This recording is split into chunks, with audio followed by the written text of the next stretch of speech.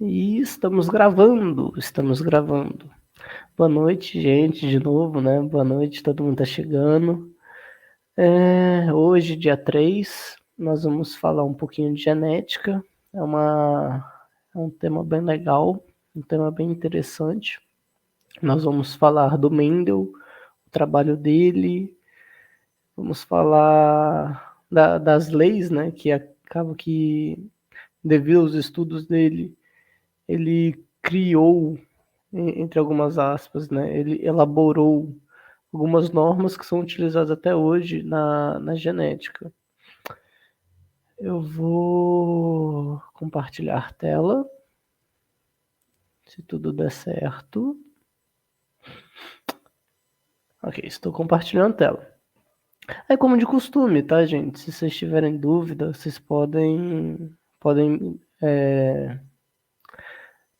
levantar a mão, fazer barulhinho, abrir o microfone se vocês quiserem, tá? Assim, abrir o microfone fica até mais fácil para eu reparar. E é isso, tá? Podem ficar à vontade.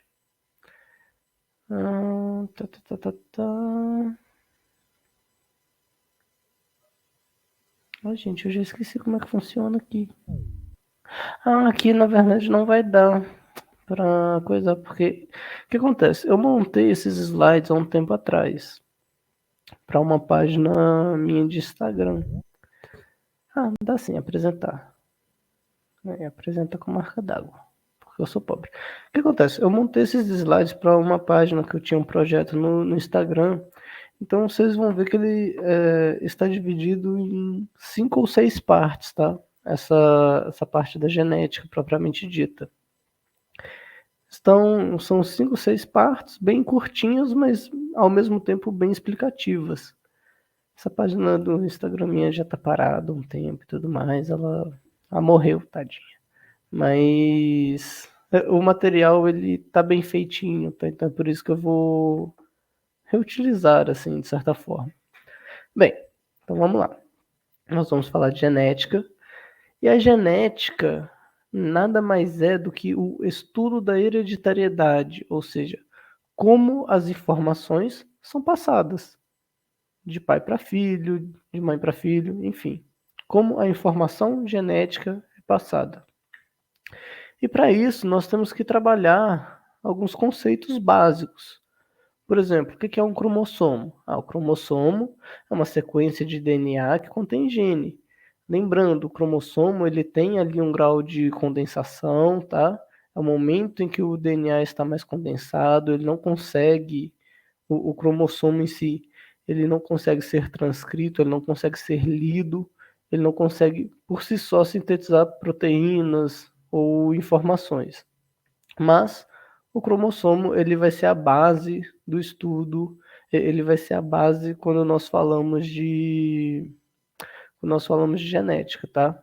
Então, é a parte, é um segmento, é o local onde nós vamos ter DNA. E o que é um gene? O gene é a parte do DNA que determina uma característica. O gene é um segmento, tá, do DNA que está contido no cromossomo. Então aqui nós temos a representação, olha. Nós temos o gene, que é a sequência é uma sequência que essa sequência vai ser transcrita e vai dar certa característica para a pessoa ou para o animal ou o caráter que for. Nós temos o cromossomo. O cromossomo ele é a sequência de genes, ele é o conjunto de genes, tá bom?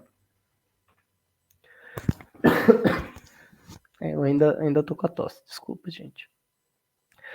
Nós temos o locus gênicos também. Importante vocês saberem. Locus significa lugar. Então, é o lugar em que lugar do cromossomo onde a gente encontra o gene. É um lugar específico. Aqui é um locus gene, aqui é um locus gênico, aqui é um locus gênico, aqui é um locus gênico. Então, o locus gênico é o lugar do cromossomo que a gente vai encontrar o gene que nós vamos trabalhar, tá? É isso que é o locus gênico. Nós temos genes alelos, que são quando os genes que ocupam o mesmo lugar em cromossomos homólogos. Por exemplo, se aqui tivesse outro cromossomo, né, um cromossomo que veio do pai, um cromossomo que veio da mãe, os genes alelos serão genes. Seria, por exemplo, se tivesse aqui esse gene aqui e o outro espelhado aqui, ele ocuparia o mesmo local, porque se trata de cromossomo homólogo, são cromossomos irmãos. São cromossomos que um veio do pai e veio da mãe. Então, o gene alelo seria isso, tá? São os genes que ocupam o mesmo lugar em cromossomos homólogos, em cromossomos pareados. Nós vamos falar muito de gene dominante, gene recessivo, de homozigose e heterozigose. Gene dominante, normalmente, ele possui uma maior expressividade. Nós vamos ver o gene dominante com uma frequência maior, enquanto o gene recessivo ele possui uma menor expressividade. Uma característica muito importante, inclusive é parte até do conceito de gene recessivo e de gene dominante também, é que o gene dominante, nós falamos que um gene ele é dominante sobre o outro quando esse gene dominante ele é expresso em heterozigose. Nós vamos trabalhar esse termo. E enquanto o gene recessivo ele não é expresso em heterozigose. Mas aí vamos trabalhar então o conceito de homozigose e heterozigose. Homozigoto, homozigose, homo é igual. Então é um indivíduo com um gene alelo igual para uma característica. Ele pode ser dominante ou recessivo. Nós representamos normalmente essa questão de gene dominante e recessivo por letras. É padronizado que o gene dominante ele seja representado por letra maiúscula, enquanto o gene recessivo seja representado por letra minúscula. Então, o indivíduo homozigoto, ele pode ser homozigoto dominante ou homozigoto recessivo, para alguma característica. Por exemplo, um indivíduo para cor do olho castanha. Ele recebeu o gene do pai, o gene da mãe, um cromossomo do pai, um cromossomo da mãe, e dentro do cromossomo ele vai ter o gene para expressar essa característica, que é a cor do olho. Ele pode ser dominante ou recessivo, vai ser representado por letra maiúscula ou minúscula. Se ele for um homozigoto dominante, nós vamos representar isso quando for fazer exercício e tudo mais, nós vamos representar por duas letras maiúsculas. Se ele for homozigoto recessivo, nós vamos representar isso por duas letras minúsculas. Enquanto o heterozigoto, ele é um indivíduo com alelos diferentes para uma característica. O que eu quero dizer com isso? É um indivíduo com um alelo que veio do pai e o que veio da mãe. Porém, um é dominante e o outro é recessivo. Eles não são iguais.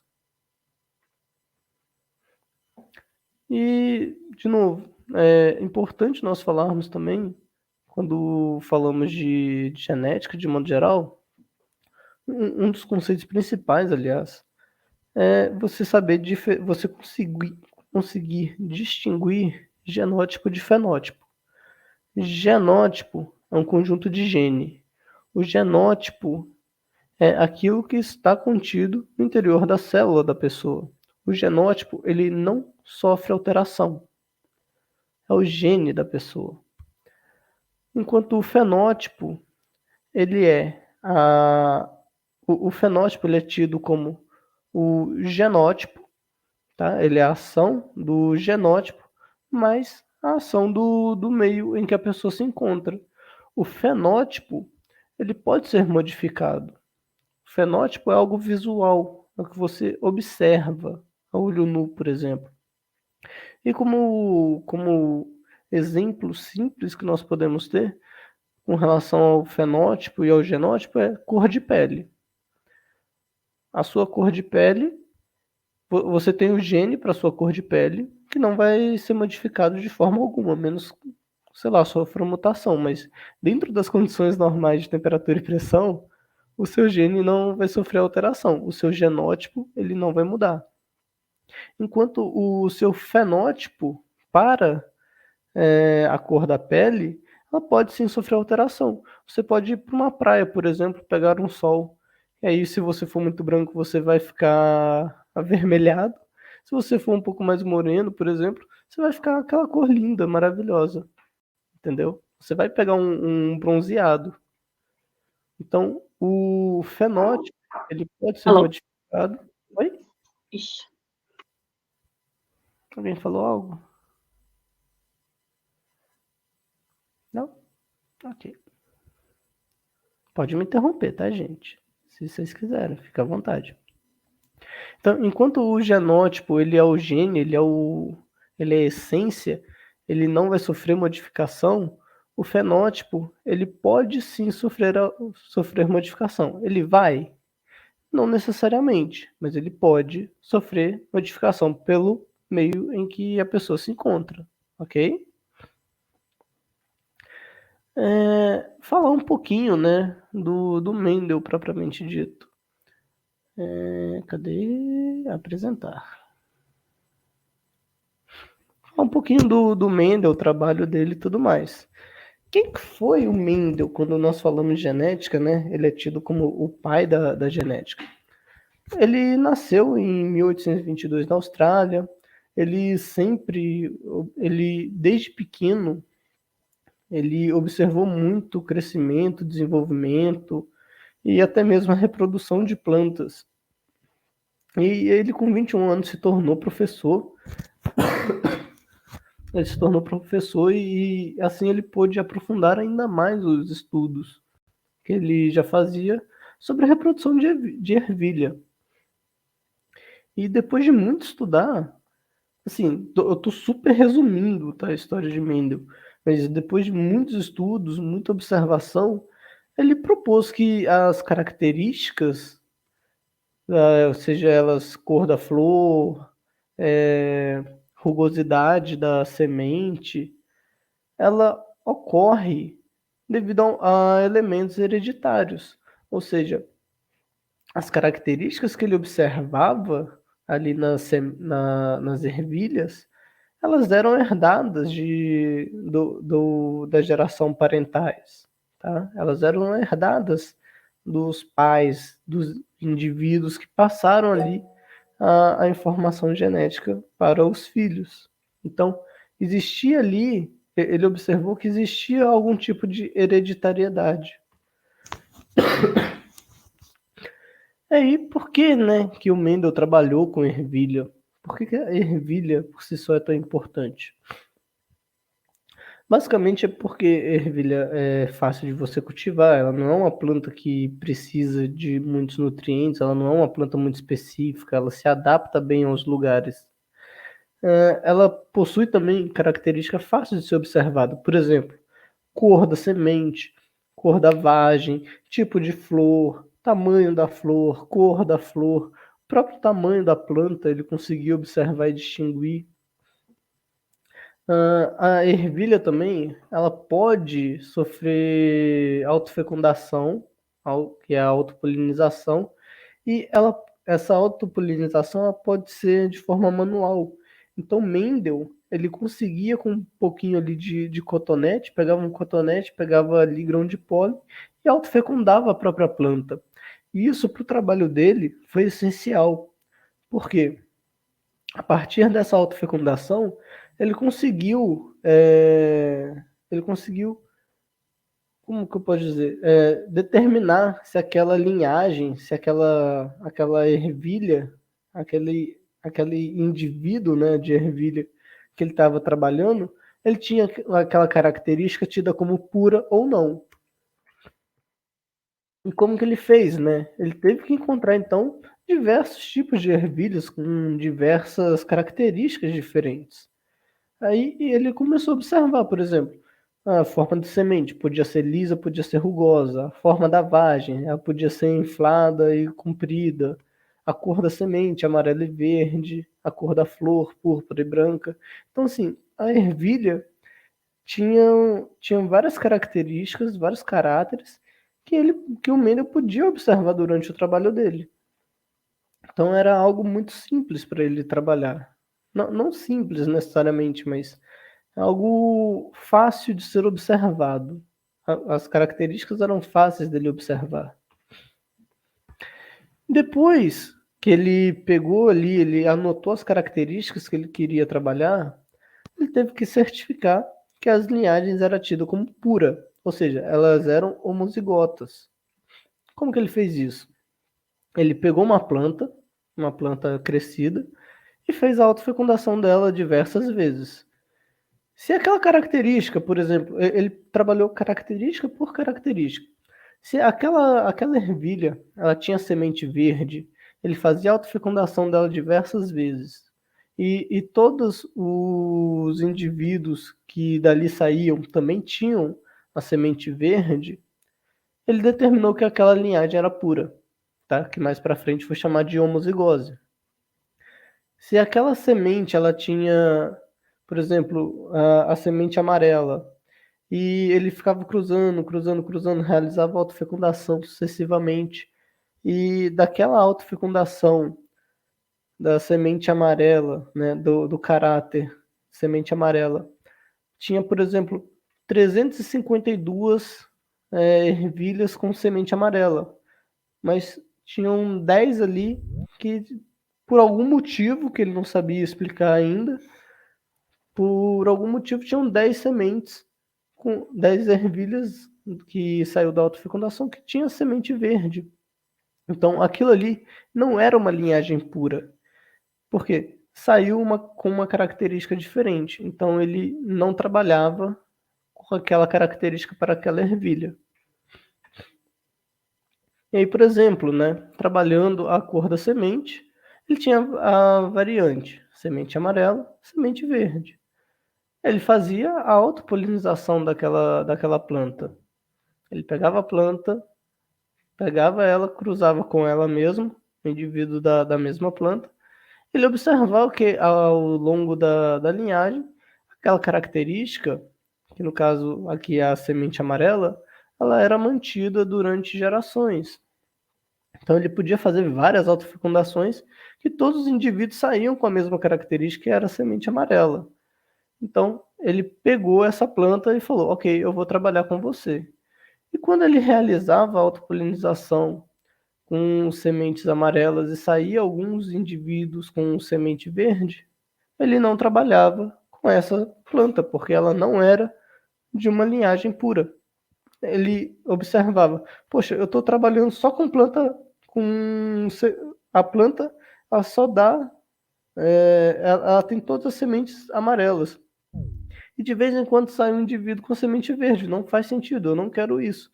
Eu quero a planta que mantenha essa característica.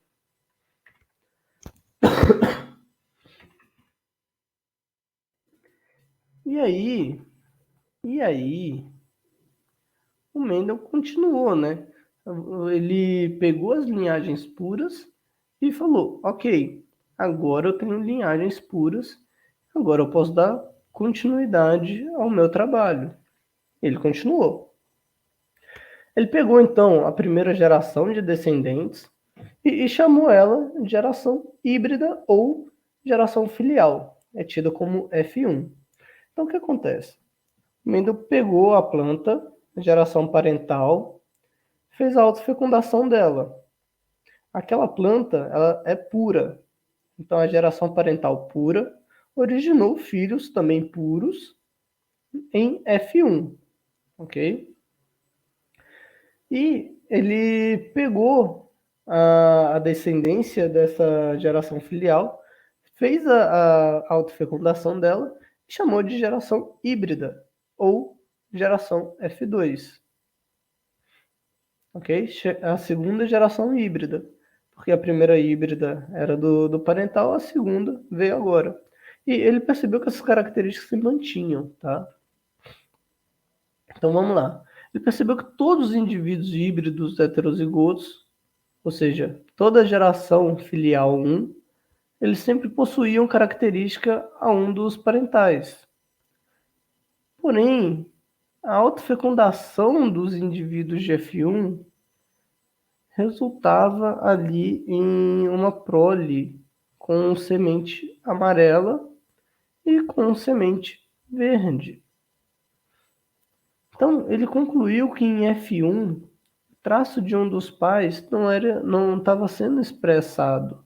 O que acontece? O Mendel, ele pegou duas plantas distintas, uma com característica vamos trabalhar com a semente, tá? A cor da semente. Ele pegou ali a planta pura com a semente amarela e a planta pura com a semente verde. São duas plantas puras. Ele pegou essas duas plantas puras e cruzou entre si. Pegou a planta com a semente amarela e a planta com a semente verde e cruzou elas.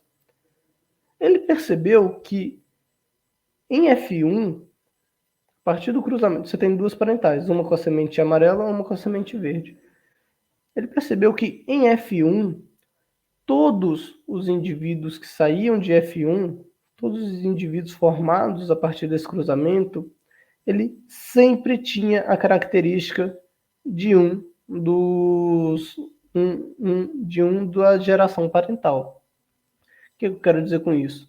No caso da semente verde e amarela, todos os indivíduos desse cruzamento das duas plantas saíam com a semente amarela. Ele achou, e o Mendel achou isso curioso, porque ele está trabalhando com linhagens puras, mas 100% das vezes do cruzamento dessa linhagem pura estava dando um indivíduo com a cor de de um único dos parentais.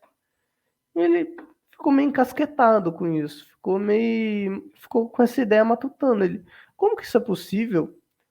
Sendo que eu tenho certeza que eu estou misturando as duas, e as duas são puras. Era para ter algum indivíduo formando ali verde. Ele pensava na época, né?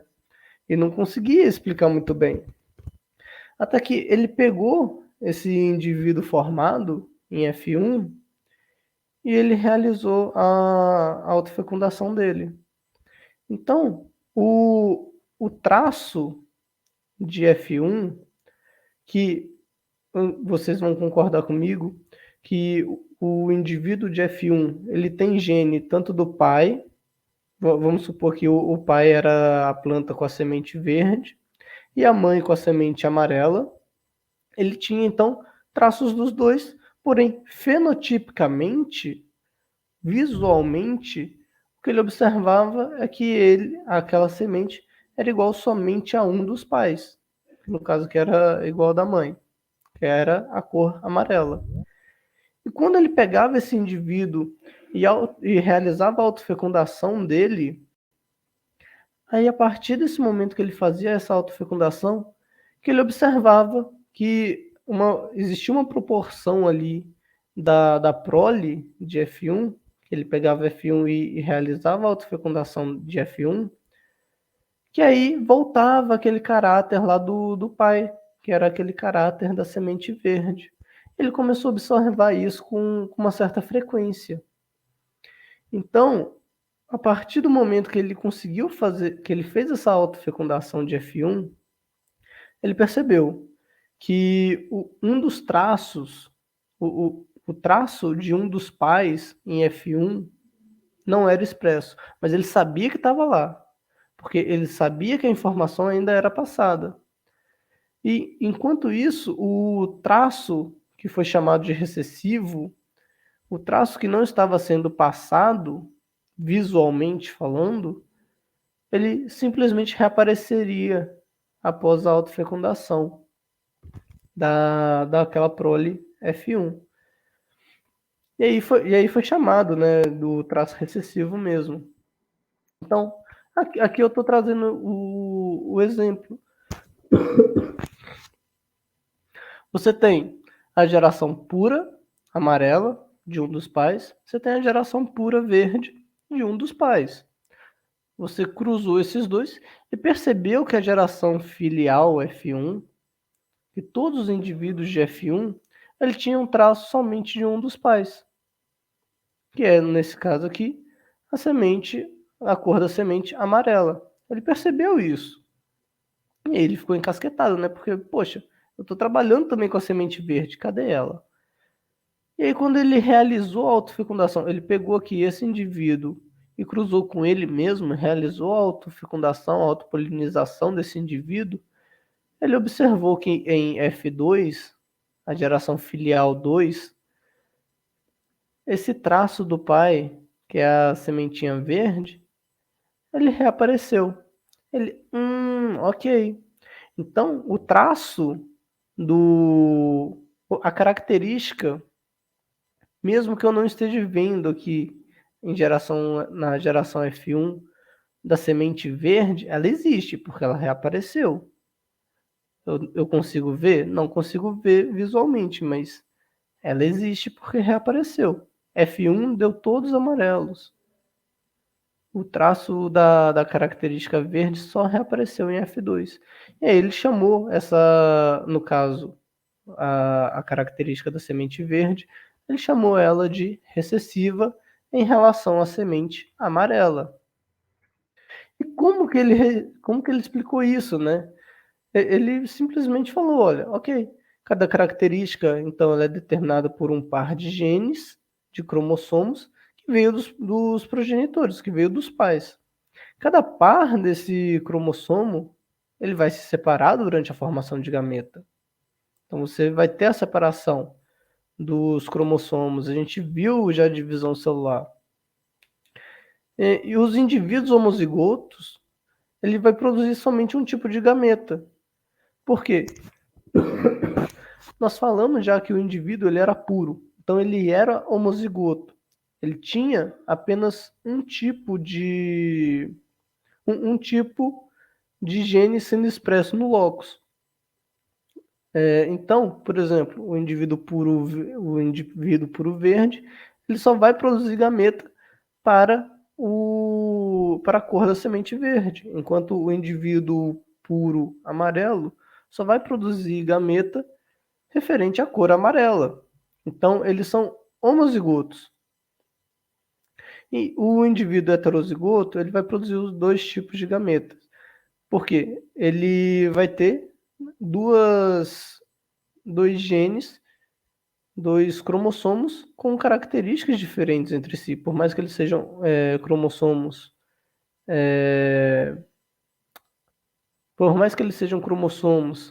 que vieram do pai e da mãe, eles não são iguais. Eles são heterozigotos. O indivíduo ele é heterozigoto. E com isso, o Mendel elaborou o que se tornou a sua primeira lei, que é também chamada de lei da segregação, que ele fala que cada característica ela é determinada por dois genes alelos. Esses genes alelos eles vão se separar na gametogênese, que é o processo de formação de gametas, e vai passar somente um gene para cada gameta.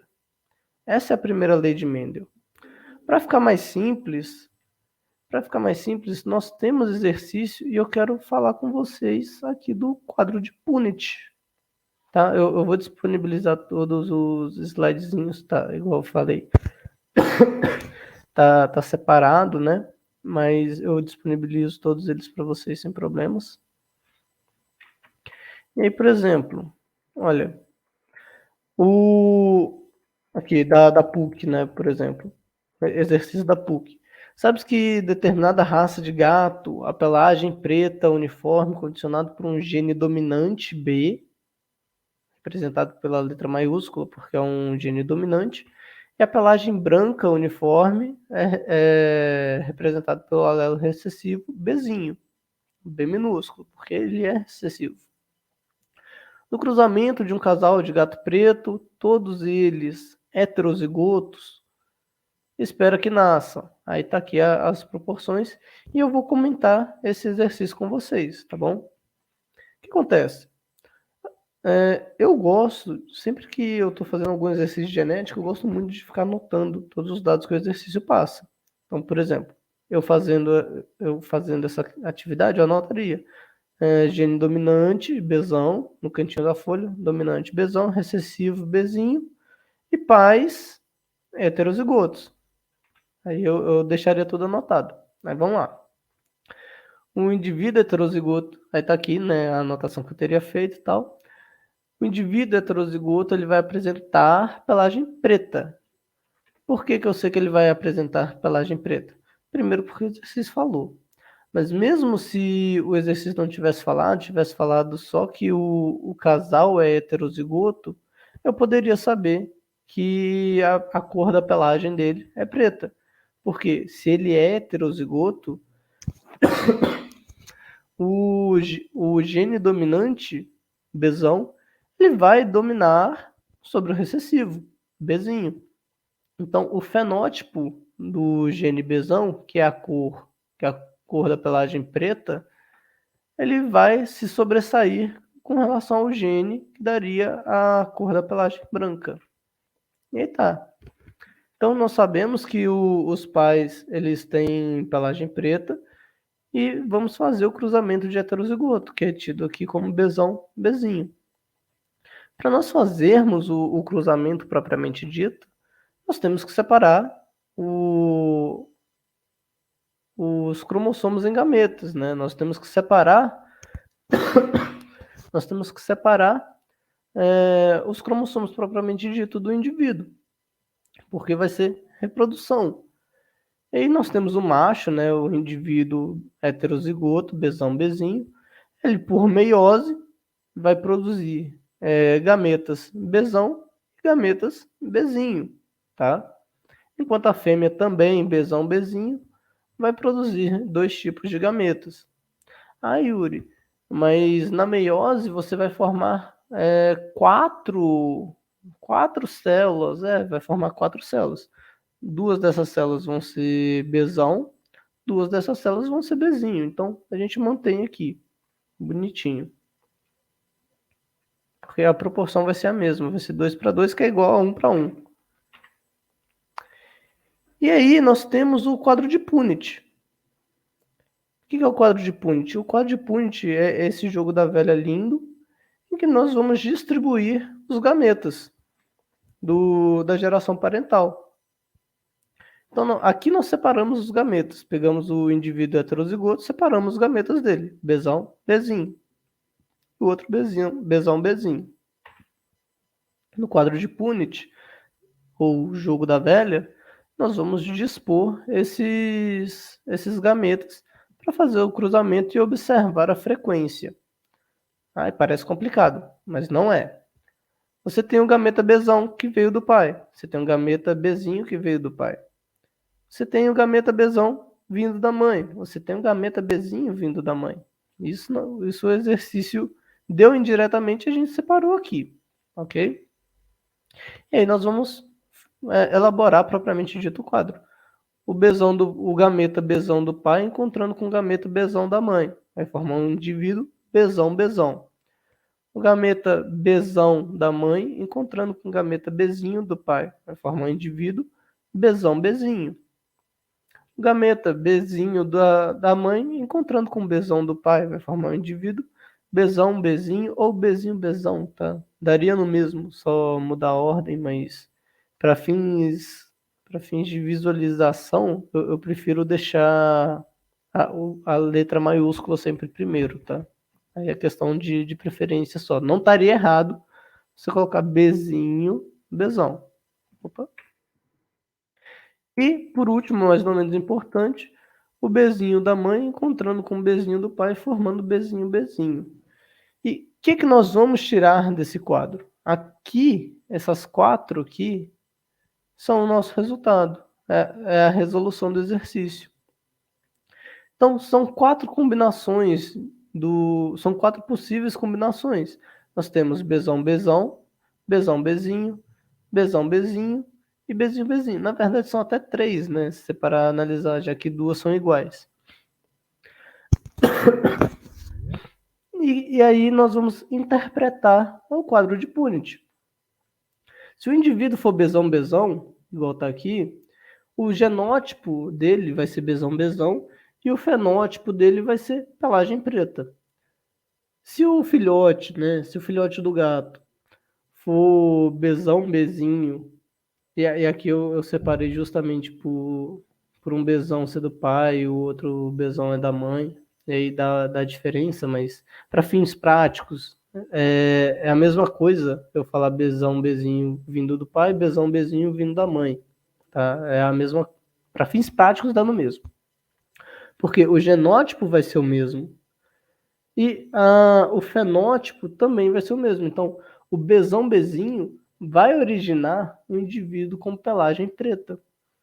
Enquanto o bezinho, bezinho, que é aquele recessivo, né? É o gene recessivo, ele vai apresentar um indivíduo com pelagem branca. E aí, voltando, então, né, a pergunta, qual a probabilidade dos dos filhotes nascerem com pelagem branca ou preta? Nós vamos ter, então, das 4 combinações, três, um do besão, besão, um do besão, bezinho, um do besão, bezinho. Então, seriam 3 em 4 do indivíduo nascer com a pelagem preta e 1 em 4 do indivíduo nascer com a pelagem branca. E aí a gente trabalha, ou pode colocar 3 quartos, né? 3 quartos para pelagem preta, 1 quarto para pelagem branca, ou você pode deixar em porcentagem, tá? 3 quartos, 3 em 4, equivalente a 75%, vai depender só de como o exercício está pedindo, mas é você falar 6 e meia dúzia. E aqui eu coloquei a dica de novo, né? De sempre anotar os dados que o exercício passa, porque isso realmente facilita muito as coisas, tá? Facilita demais.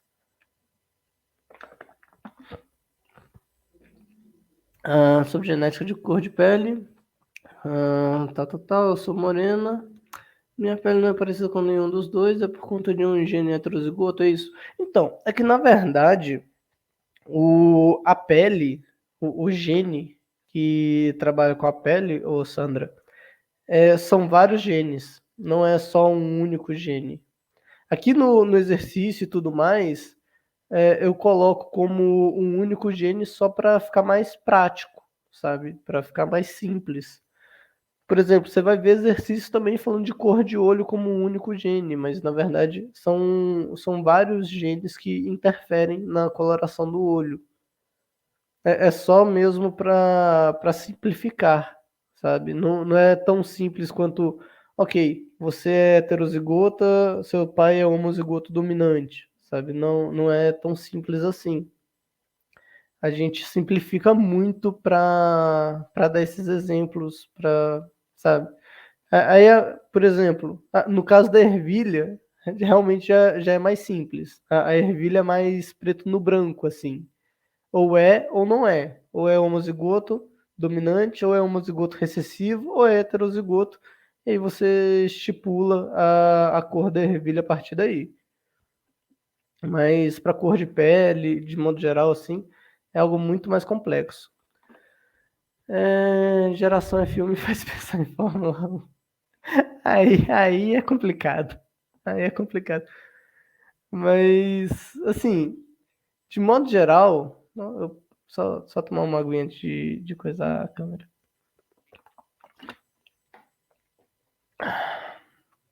De modo geral, gente, a primeira lei de Mendel é isso, tá? Você tem que separar a gameta e você faz o cruzamento. Você tem que saber, é por isso que eu trabalhei aqueles conceitos, o que é homozigoto, o que é heterozigoto, o que é um caráter dominante, como você observa um caráter dominante. Como que você observa um caráter dominante? Você vê ele em heterozigose. Você vê um indivíduo heterozigoto. O caráter dominante vai ser aquele que está sendo expresso em heterozigoto. No caso da ervilha Vzão, Vzinho, por exemplo, né, ela está em heterozigose. Um é Vzão, com caráter dominante, com o gene dominante, o outro está com o gene recessivo, Vzão, Vzinho. A ervilha Vzão, Vzinha, ela vai apresentar o fenótipo, que é o visual, amarelo.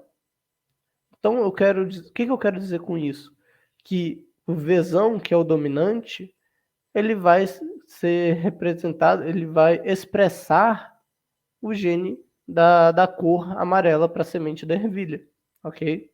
Então, a melhor dica que eu posso dar, além do fazer o quadro de Punnett e tudo mais, para separar os gametas e ver o cruzamento, é isso. Para fazer exercício de primeira lei de Mendel, analisa o heterozigoto, porque a partir do heterozigoto você já vai saber qual que é o caráter dominante, qual que é o fenótipo do genótipo dominante e consequentemente qual que é o do recessivo, tá? Dúvida, gente, porque dúvida. Eu tô falando muito.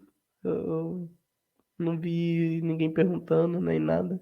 Tá tranquilo?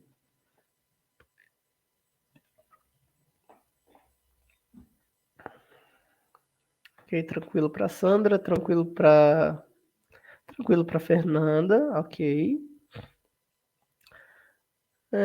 Porque assim, eu vou encerrar a gravação. A gente fica aqui mais alguns minutinhos e tal, troca ideia se precisar. Muitas palavrinhas iguais. Realmente, Danilo. Por incrível que pariu, eu lembrei disso. É, e genética, assim, entra a questão de probabilidade e tudo mais, mas não é muito difícil. Você tem que realmente entender o que você está fazendo. Opa, calma, câmera. Você tem que entender o que você está fazendo, você tem que compreender as etapas. Mas se você consegue, tudo fica muito mais simples, sabe? Eu vou parar a gravação, tá? Então, assim, vai ficar gravado, eu vou mandar o link, vai pro YouTube bonitinho, tá, gente? Se vocês quiserem rever a aula, fiquem à vontade. E se vocês tiverem dúvida também, mesmo revendo a aula, vocês podem me procurar, fica à vontade também.